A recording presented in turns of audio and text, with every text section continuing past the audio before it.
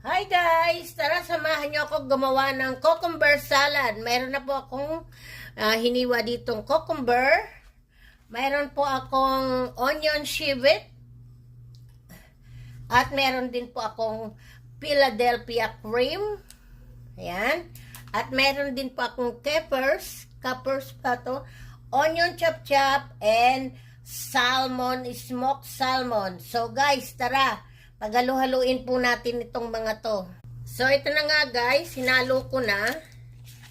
Onion, capers, saka yung mga cream. Ayan po guys. Ilalagay ko na po ang cucumber at smoked salmon.